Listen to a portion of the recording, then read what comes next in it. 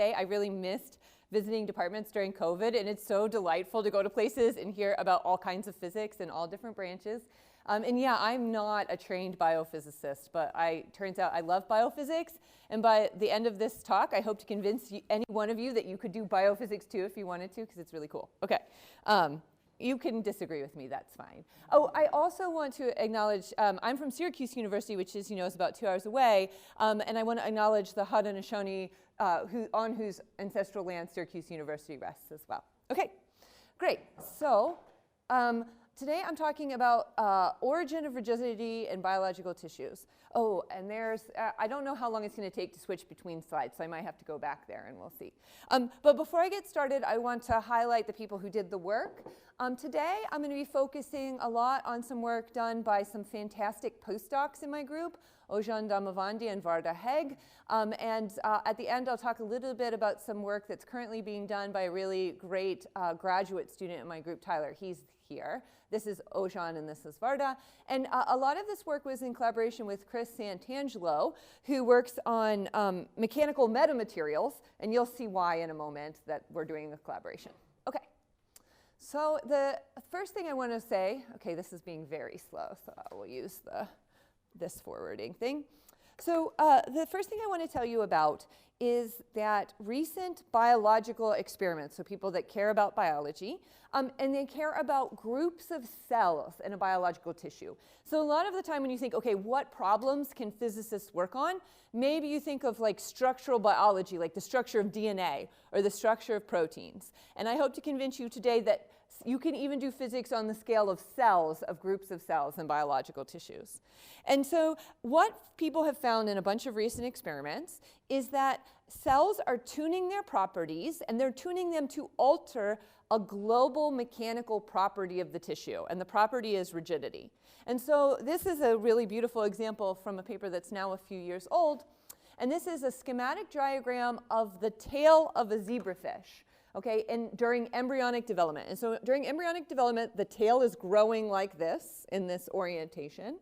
And what folks have found is that if you look at the mechanical properties of this tissue that's here at the bottom of the zebrafish tail, it's fluid-like. And as there's a gradient in fluidity as you go up, and by fluidity, I really mean at the scale of cells. So are cells changing neighbors? If you apply a force to the tissue, does it flow like a fluid or does it respond like a solid when I try to shear it? Those are the properties we're talking about. And it turns out that this is really important for the biological function because this tail is elongating like this. And actually, so it's fluid-like down here. So as this object is growing, the fact that it's fluid-like down here allows it to push downward and elongate the body axis. And then it rigidifies up here, which is important for keeping the rest of that solid as the rest of it grows. Okay, so here's another example, which is a layer of cells. So this is what's called an in vitro system. So you take cells from a kidney of a dog, as it turns out, and they like to form a single layer of cells. So now I know some of you work on two-dimensional materials. This is a two-dimensional layer of cells. It only grows in a monolayer. And so you're doing a top-down view of this group of cells. And the question is how is the motion of the cells changing over time? And what you find is that when you originally plate these cells on a petri dish, they move around a lot. They change neighbors. They have a high speed. And then over time, that tissue matures and the cells slow down and it becomes quiescent. The cells stop changing neighbors and they behave much more like a solid. And actually this is recapitulated in development, and I won't get into the details, but this happens all the time where there's a change in fluidity as the tissue matures. And these are sort of epithelial layers are things that form the lining of things. That's why they're two-dimensional. So your skin is an epithelial layer. The lining of your gut is an epithelial layer. Oh, I realized, please ask questions during the talk because I'm talking about something that maybe a lot of you don't work on. And so if you have a question, everyone else does too. So please raise your hand and ask me if I say something that doesn't make any sense because it probably doesn't make sense to anyone else. Okay, So the last thing I want to sort of argue, and this is a little bit more philosophical, so give me a break, but the idea is I'm going to show you a picture of the development of that zebrafish that forms this thing, and it starts out with 2 cells that are going to become the animal on top of a big yolk, and the yolk is where they get their energy from. Okay, and so you can see the cells divide and divide and divide at the beginning. It turns out like in this phase, actually the cells are somewhat solid-like. Then right here, at this stage, it's called the shield stage, all of a sudden you'll see a big flow, a beautiful big flow that goes down the sides of the embryo. And people have carefully shown, very carefully in a paper that came out last year, that there's a fluid-solid transition that happens at precisely that point when the cells start migrating downwards, right? And it's, I just want to sort of say that if you're interested in developmental biology, or actually things like cancer tumorigenesis too, this sort of behavior is not, it should not be unexpected. Cells should want to do this because to make an animal, you always have to change from a ball of cells to a pattern that's very elongated, right? And the easiest way to do that is if the rheology of that group of cells is a fluid-like, it's much more energetically easy to do that if it's a fluid-like system. But then we're animals, right? So that means we have to like walk around and support shear stresses. So at the end of the day, we'd better be a solid again. Right? And so the key thing is that this must be happening, actually. And the question is how and why, okay? And there are experiments that say this is true, but I just want, from a physics perspective, this should be expected, okay? Great. I won't talk about that movie, even though it's cool. Okay. So the other thing I want to say is maybe you're scared of cells because they're extremely complicated. Who can model them? I would claim we can, but anyway. If you don't like cells, another thing that has something like a rigidity transition is what's called extracellular matrix. So a lot of your tissues actually don't have cells inside of them. They're made of deposited fibers that are created by cells, made of things like collagen and other sort of materials and proteins. And so this is a microscope image of what one of those fiber networks looks like inside of your body. And the point I want to make is even though there's no cells, they also do something where they transition from a rigid-like behavior to a floppy behavior. And one way they can do that is actually by increasing the number of connections in the network. That kind of makes sense, and we'll talk about that more in a moment. So this is how many connections there are, like how many branches there are in this network at branch points. But the other interesting thing, and it's going to be a lot of what I talk about today, is there's another way to transition from floppy to rigid, and it's not very well understood. And the idea is if you take one of these networks and you basically pull on it, you strain it, at a critical strain, the system will stiffen and rigidify. And it's a little bit, okay, so they're not quite perfectly floppy. There's a little bit of a bending modulus. So they'll just stiffen by like 4 orders of magnitude at a critical point in the strain. Okay, so why is that? Okay, so that's going to be the other mystery for today. So both cellular tissues transition from fluid to solid, and these type of tissues transition from floppy to rigid. And I'm going to argue that they do it for the same reason, and for a reason that's kind of interesting. Okay, so the next thing, this is physics audience, so like I have a quote by Phil Anderson. I feel like, that's a good person to quote. And I think he's right about this because we should be amazed by rigidity. It's an emergent property that's actually really hard to explain, okay? It doesn't happen, you don't look at a potential of an atom or a molecule and get out that a bunch of stuff made of those objects should be rigid. In fact, I'll sort of walk you through, if you've done like solid state physics, right? The way you figure out that something should be rigid, for those of you who are sort of maybe in graduate school or something, you write down a dynamical matrix, there's a Bravais lattice that allows you to calculate the normal modes of the system. There's a low-frequency Goldstone mode, which is phonons, associated with the broken translational and rotational symmetry of a system. That's what gives you rigidity. It's Goldstone modes, like the Higgs boson, right? That's cool, okay? And then in glasses, you don't have all of those nice tools, and I've worked on glasses for a long time, okay? And so glasses form because you cool them quickly enough that they avoid these lower energy crystalline states. But the same thing is true, namely, that if you compress something to high enough densities or you cool it down to low enough temperatures, what happens is you have enough neighbors that the neighbors start to restrict your motion, and that's what happens in crystals too. Okay? And so once you have a sufficient number of neighbors to constrain the motion and break translational symmetry, then you also generate phonon-like modes. They're not exactly phonons anymore because it's disordered, but you do get them. And I could talk at length about phonons in glasses, but I won't because that would be boring. Okay. Now, for you, I'm going to talk about the question that's been driving me crazy for 5 years, because I've been working on these, I started working on these biological tissues. We actually have a model that I'll talk about in a second that predicts that tissues should become rigid, but I didn't understand what fundamental mechanism was driving that rigidity. And so this talk is about the fundamental mechanism that's driving rigidity in this class of systems, okay? And the answer, I think, I'm going to tell you what the answer is, and then I'm going to tell you why I think that. I think biological tissues are mechanical metamaterials. And I will define what a mechanical metamaterial is in a few slides, okay? They acquire rigidity differently from standard examples, including molecular materials, like I just alluded to, crystals and glasses, and granular materials. Okay, so let's walk through that a little bit. If I can get my thing to work. Okay, so here's the example I want you to think about, because I think it's the easiest one. So it's a zero temperature granular material. So imagine like a jar of marbles, okay? It's zero temperature because thermal fluctuations, they're big enough that thermal fluctuations don't do anything. That's what I mean by zero temperature here.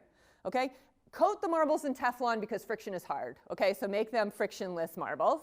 Okay, and then you want to know, how do I make that packing of marbles rigid? You know how to do it, right? You compress it, right? Like you take some loose marbles in a jar and you compress them. Okay, why do they become rigid? Well, they become rigid because I have a certain number of degrees of freedom. So NP is the number of particles, or the number of marbles in my system, and D is the number of dimensions. For marbles, that's 3, okay? And every time that a marble makes a contact with another marble, that introduces a constraint between the two marbles, right? They're you know, either squishy or hard or something. It introduces a constraint. So let's say each marble has little z nearest neighbors. So this little z is the number of neighbors that are contacting my marble. So then the total number of constraints is just the number of particles times the number of constraints per particle, and each bond is shared between 2 particles. So I have to divide by 2, okay?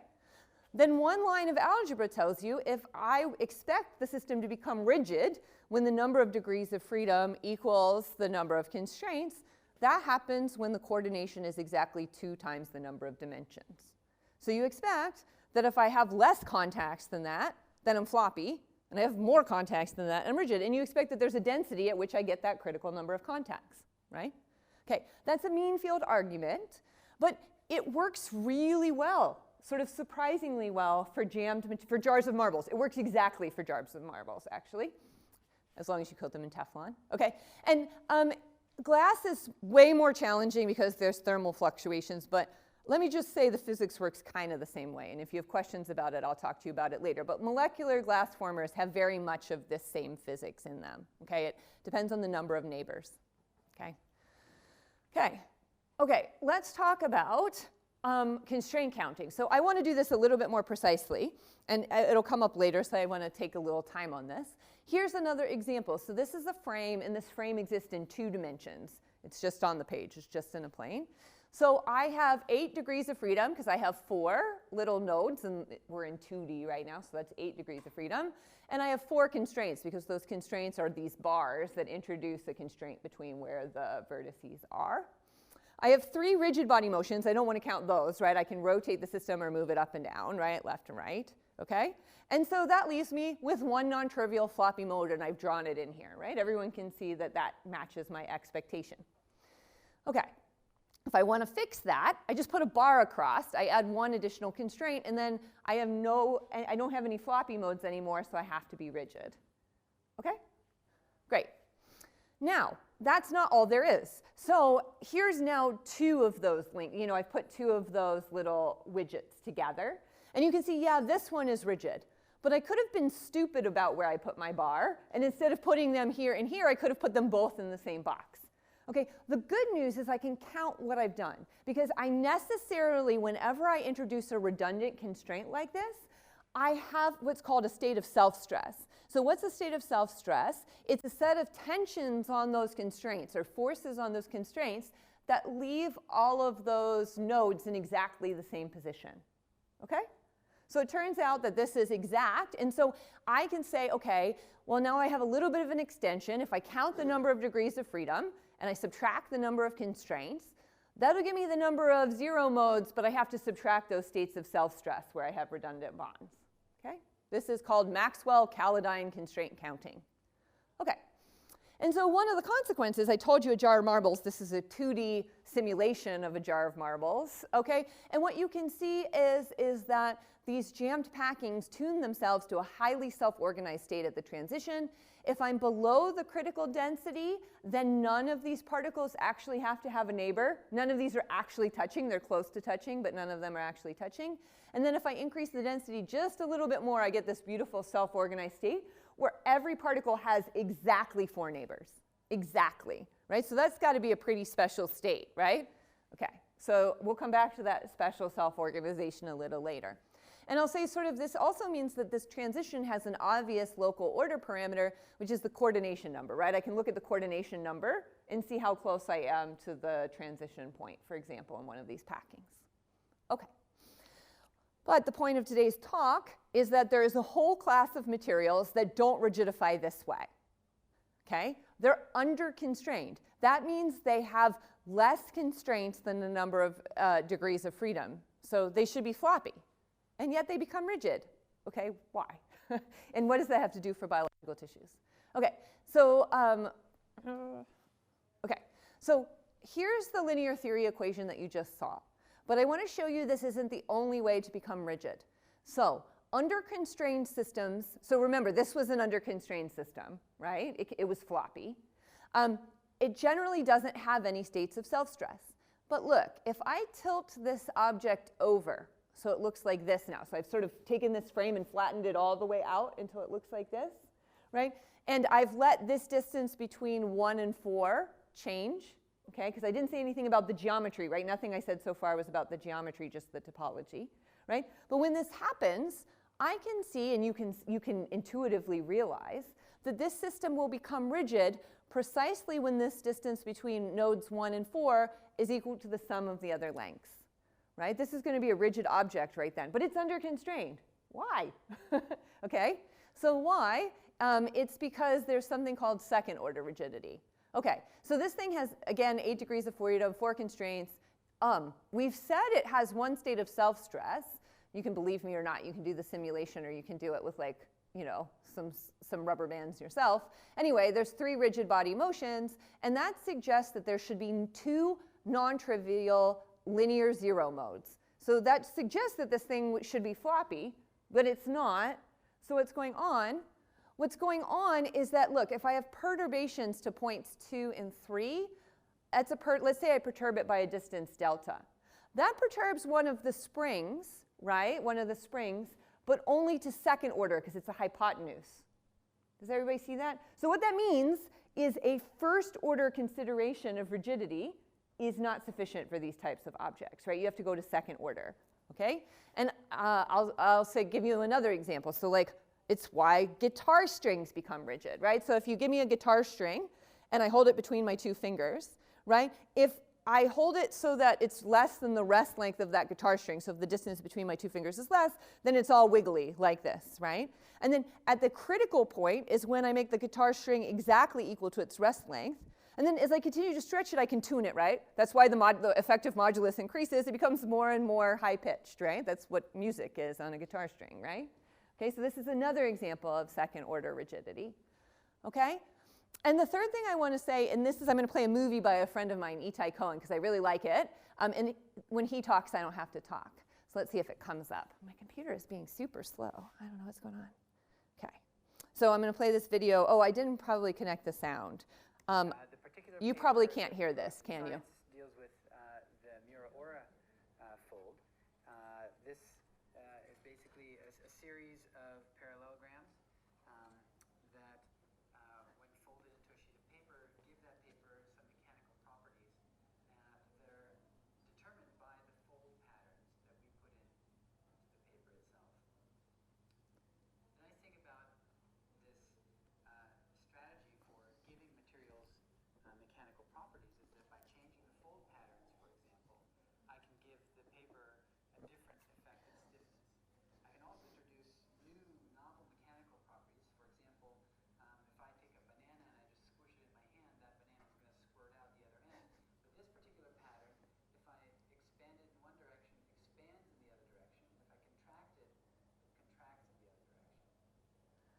Great. So I told you I would say what a mechanical metamaterial is. I didn't actually, Itai did. And the answer is, I think it's a material where the network structure, in this case the origami folds, give it properties that are distinct from like the underlying paper, right? And in particular, there's a whole class of these mechanical metamaterials which are of broad interest to make like computing materials, physical learning materials, that have these sort of network properties. And the Miraori fold pattern is also under-constrained. So what does that mean? That means that if I have this under-constrained situation, come on, that this structure also rigidifies due to second-order rigidity. So actually, almost all origami structures rigidify due to second-order rigidity.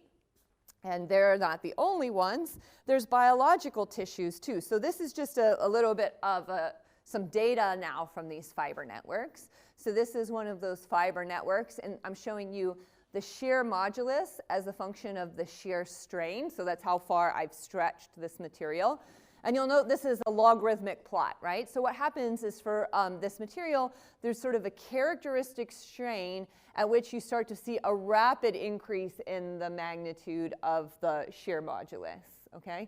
And this is called strain stiffening. People are very interested because it actually serves lots of important biological functions. Okay, and you can model these systems. The cool thing about fiber networks is you can like literally model them by a network of springs. So doing sort of simulations of these types of materials is really straightforward. And there's nothing very fancy about what happens in them except that they do this and people didn't understand why. Well, you know, at least to some extent.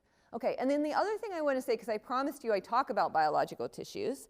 So I wanted to very briefly introduce a model for biological tissues and then tell you it's a stupid model, but then tell you it works, okay? So let me do those things. Okay, so the first thing is that what is it a model of? So this is a monolayer, two-dimensional material. No, not really. It's a layer, a monolayer of cells, and again, I have a bird's eye view of that monolayer of cells. And what do the cells look like?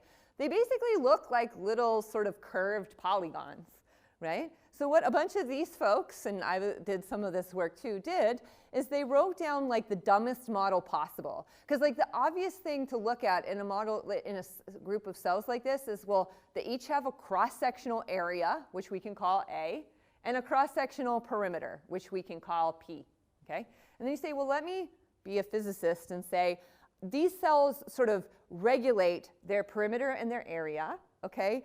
And they want to have a homeostatic, or, you know, sort of a steady state cross-sectional area. Let me call that A naught. And let me say the perimeter that they want to have is P naught. So this is sort of the steady state value they want to have.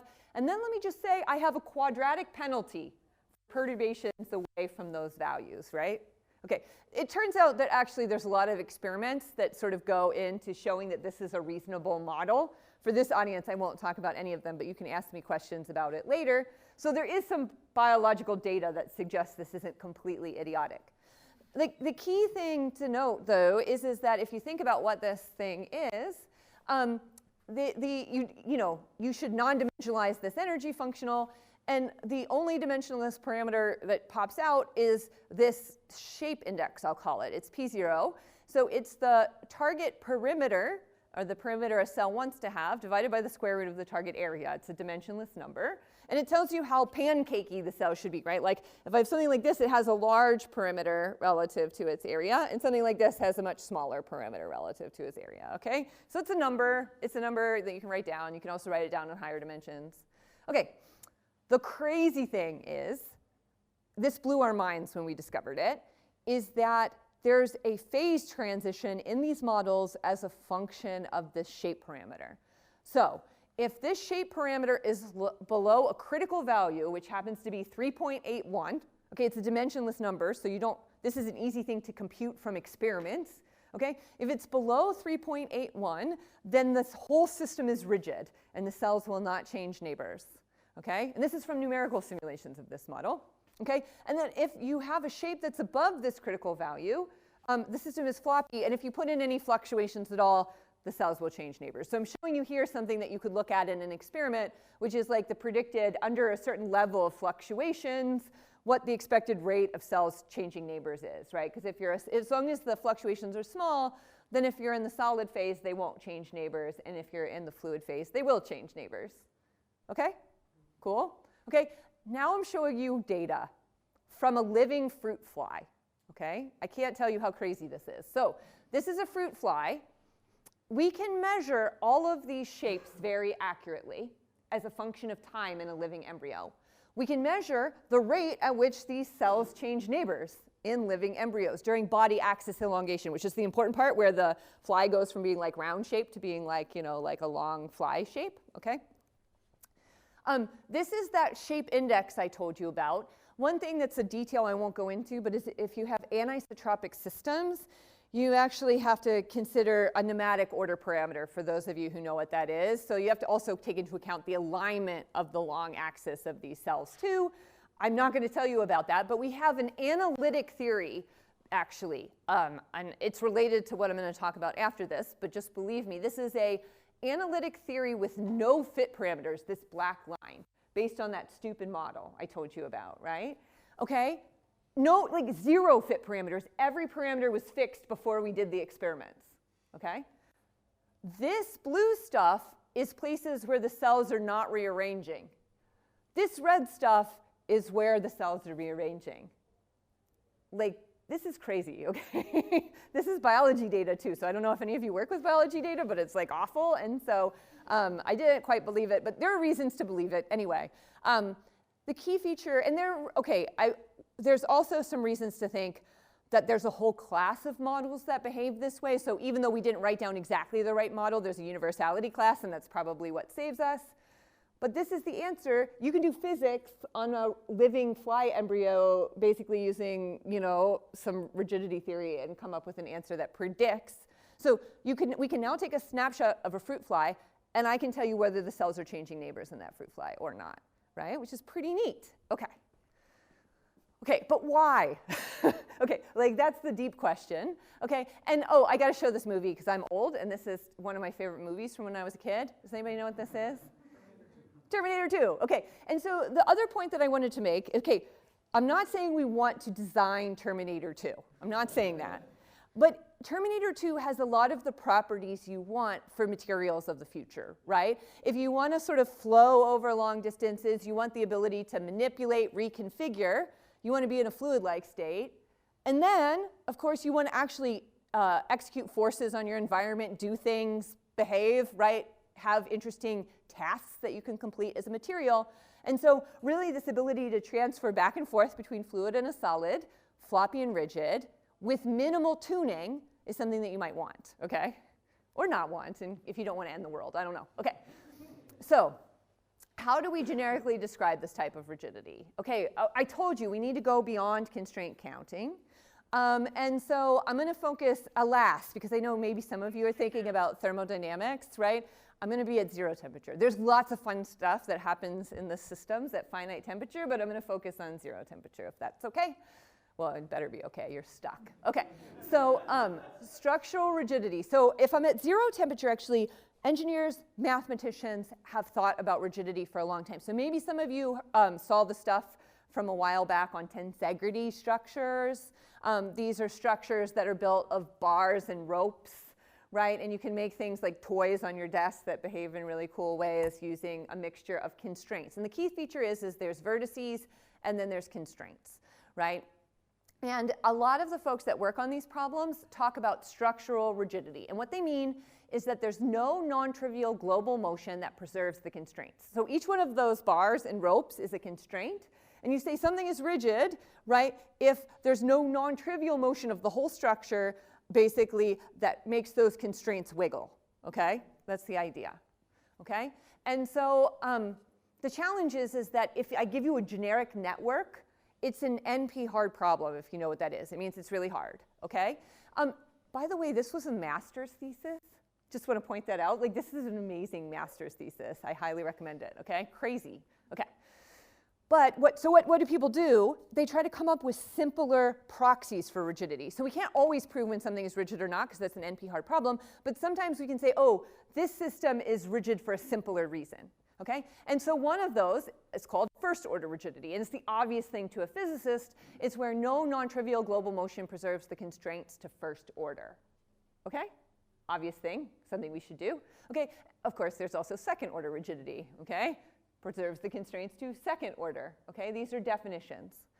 Okay, one thing I don't think for this audience it's useful, but I just want to say actually that we're also, me and my collaborator Chris, are interested in structural rigidity is the things engineers always talk about. We think there might be a class of materials that are rigid but not structurally rigid. What I mean is, and what I mean by energetic rigidity is that we care about whether it costs energy to change a system, not whether constraints are broken. And so it might be possible, and we have some ideas using some of this language, to basically have a system where the energy stays constant even though constraints are either contracting or expanding, okay? And that's not really in the canonical literature, so there's some extra stuff in here I'm not going to talk about today. Okay, they're not the same. We can show mathematically. Okay, so we have this hierarchy of things. So this energetic rigidity is, I think, the thing most physicists care about, which is that it costs 0 energy to do a deformation, right, whether or not. There's structurally rigid, which cares about whether the constraints are all satisfied. There's second order rigidity, first order rigidity, and then shear modulus being greater than 0. Those are some ways you can think about rigidity, okay? And there's like a Venn diagram of them. Okay, and I'm going to talk about energetic rigidity, and I'm going to go through this pretty fast. I think I maybe have like 10, 15 more minutes. Okay, great. So I don't want to go into this in too much detail, but for those of you who might be doing like, you know, mechanics or things like that, I want to show you that these sorts of calculations are useful even for like modern day research, right? Okay, so I have an energy which is a function of some constraints. So the easiest thing is a spring network. Right? So if I have a spring network, I can think of a constraint as being the length of the spring, the length that the spring actually is. So this alpha denotes which spring I'm thinking about. And L naught is the rest length of the spring, right? So spring networks have an energy functional where this F sub alpha is just Hooke's law, right? It's like the length of the spring minus its rest length squared, right? So this is an obvious type of functional to be interested in, summed over all of the springs. Okay. Okay, actually, this is not always done in the mathematics literature. We're going to assume that we're at an energy minimum to start, okay? And that gives you some stuff, which is nice and helps you do math. Okay, so we're going to assume we're at a minimum, okay? Then if you do that, then you're sort of oscillating around the minimum, and you can ask about perturbations around that minimum, okay? You perturb the coordinates, okay? And then maybe all of you have seen calculations like this. This first term goes away because it's forces and you're at a minimum. So there's nothing driving you to the bottom of the well. You're already at the bottom. And this is the variation to second order in a perturbation to the coordinates. Okay? And all we want is it to be floppy. We want that if it's floppy, that energy doesn't cost anything. Okay, and so this is actually the Hessian matrix, which you may have seen in a solid state class. It's sometimes called the dynamical matrix. It's a thing that people and physicists see a lot. And the point I want to make for this talk is it actually has 2 terms in it that are interesting if you want to classify the behavior of this system. It has something has something that looks like R transpose R, where these R's are, I'm going to call it a rigidity matrix. And then it has something called a pre-stress matrix. And the only thing for this talk I want you to know about this pre-stress matrix is that if the constraints are satisfied, this thing is exactly 0. Okay, so in systems where the constraints are satisfied, this thing is always 0. And so that will be useful later. And this rigidity matrix is very common in all branches of like mechanics, mathematics, physics. It's sometimes called the compatibility matrix, but it's a very obvious object. It's just the first derivatives of the constraints with respect to the degrees of freedom. So that tells you right away what size it is. It has the number of constraints, number of rows, and n, where n is the number of degrees of freedoms columns, right? It's sort of obvious from writing it down this way. Okay, now I'm going to show you that constraint counting is first order rigidity, okay? Okay, so how do we do that? Well, a first order 0 mode here is a set of displacements that preserve the constraints to first order. Well, this is the derivatives, right, of the constraints with respect to degrees of freedom. So this means this is the rigidity matrix. And so this means this should be in the right null space of the rigidity matrix. That's what it means, right, to basically preserve the constraints to first order. Okay? Then I can think of self-stresses. So a state of self-stress, right, I told you it was a set of stresses on the bonds of the network that don't result in any displacements, right? There's sort of forces on these bonds that don't make displacements. That should be in the left null space, right, of this rigidity matrix, okay? Then there's something called the rank nullity theorem, right, which says that the rank of the matrix and its transpose, right, have to be the same. And so basically, if you just use the rank nullity theorem, and R is this m by n matrix we already discussed, it gives you this, right? That falls out. So the Maxwell constraint counting theorem is just first order rigidity. It's the same thing. Okay. So, and of course people know this. This is not a surprise. I'm just telling you this is the stuff we need to know. Okay, but this is something I don't think people know, which is that this second order rigidity, basically, if you can do all of this machinery, but now to second order, okay? And that basically gives you an extra set of equations that look like this if you want to preserve constraints to second order and not just to first order. And it involves this rigidity matrix and this pre-stress matrix. Okay, and so the question that we wanted to ask, and I'm not going to go through the mathematical details for a colloquium talk, but I just want to give you a flavor of the math question we were asking, which is, when does first or second order rigidity imply energetic rigidity? So, this is the Venn diagram, but wouldn't it be great if we could prove that if we show something as first order rigid, it's energetically rigid, it won't move at all, right? This is a much easier constraint. And similarly, second order rigidity, it's still harder, but it's not NP hard, right? So we'd like to know when second order rigidity implies energetic rigidity, for example, okay? In other words, when can we get away with a simpler definition of rigidity for these types of systems, okay? And the answer is a little complicated, but let me walk you through it a little bit. Okay, so if this pre-stress matrix is positive definite, so this is something you can calculate for like a picture, an image, or something like that. If it doesn't have any negative eigenvalues, then what we showed in this paper is that either first order rigidity or second order rigidity is sufficient to ensure energetic rigidity. So that's kind of cool. What it means is, for a certain class of models, we can prove that all we need to do is check second order rigidity to see if they're rigid. And in fact, second order rigidity of that guitar string example is precisely the mechanism that's driving rigidity in such systems. So we will have answered the question. If a system has negative eigenvalues, then we don't have any analytics. It turns out that it's system dependent, at least so far, that we can prove analytically. But we can do numerics in such systems and check them. Okay. So what we find is that spring network model that I showed you is in this class always. So we have analytic proof that spring networks are second order rigid. That's why they become rigid. And actually, a class of vertex models are. And then we also show using numerics that all vertex models are actually second order rigid up to numerical precision. So it seems that both spring networks and fiber networks are becoming rigid due to this crazy second order rigidity effect. Okay, this is just, okay. Biological tissues become rigid, it seems, due to the second order rigidity. Okay, what does that imply that's interesting? Well, the first thing it means is that it's sort of, another way of framing it if you were trying to be provocative is, why would biology evolve to have this as a design principle? Like, why would biological tissues use second order rigidity instead of first order rigidity, right? So one possible answer, I'm being provocative here, is that these materials can tune their rigidity by making very small changes to a continuous internal parameter. So this was a movie of a spring network where I'm just changing the internal rest lengths of the springs a tiny bit, right? And I can tune the system. So in glasses and jam solids, in order to get a rigid material, I have to change the topology of the network. Right? I have to change my number of neighbors. I have to change who contacts who. It's very, it's chaotic. It's complicated. Here I have a fixed network, and by just tuning a tiny bit, a parameter, I can tune across a rigid to floppy transition really easily without changing the topology. And maybe that topology is important for functionality. Like maybe I designed it for something else, and I don't have to change that, right? So that's kind of cool.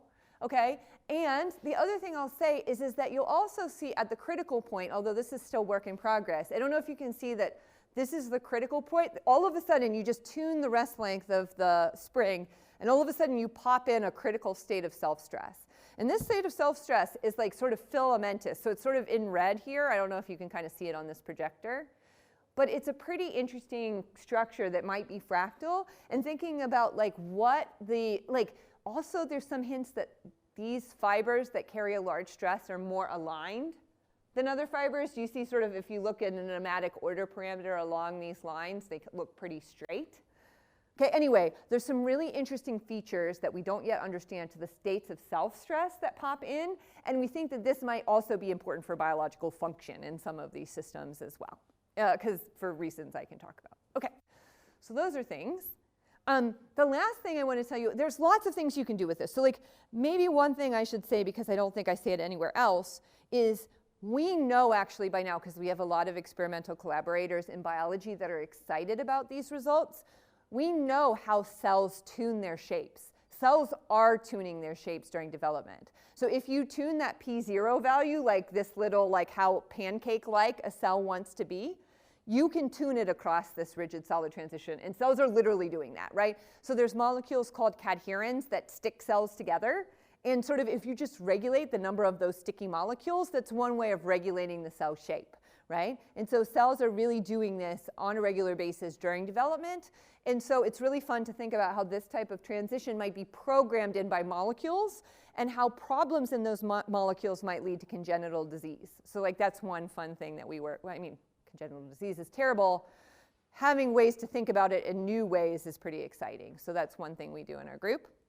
The other thing that reason I'm excited about this is because I'm excited about mechanical metamaterials. And the idea here is that we're interested in sort of whether this second order, because most of the metamaterials, mechanical metamaterials that people make, most of them are designed using first order rigidity. So people think about them in terms of this first order rigidity. And we're interested in learning what types of design we can do now that we understand that there's this second order rigidity as a new way of designing. And so one of the things we're doing, so if you notice like in one of these disordered networks, each individual vertex is basically, the ones I showed you anyway in a lot of the pictures, like there's a 3 vertex, because this happens to be under constrained in 2D, so it's a good canonical system to look at.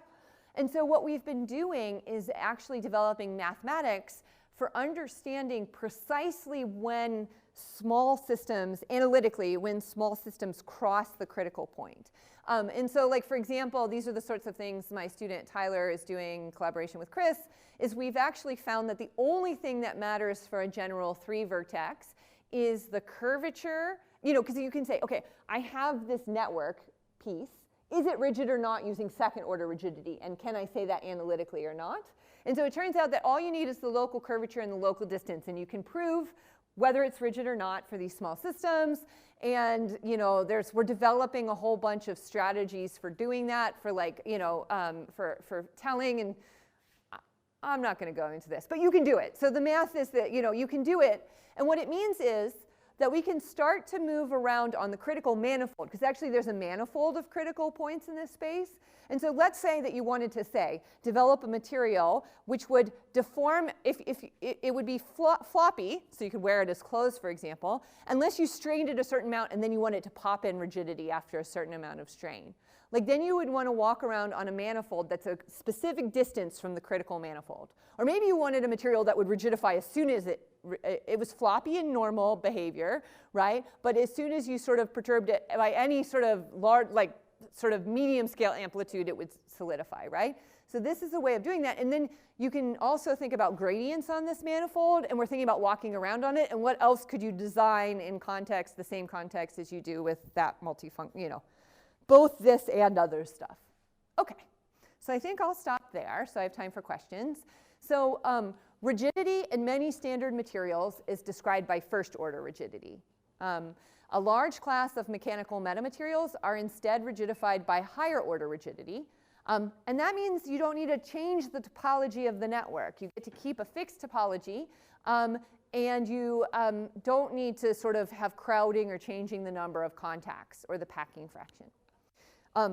In biological tissues, both cellularized tissues, where you have cells that are all crowded next to each other, and fiber networks, which is another major class of biological tissues. Those both are rigidified due to second order rigidity. We've proven that now, which is kind of cool. Like, why do both those things do that? And I suggested some ideas, but those need to be explored.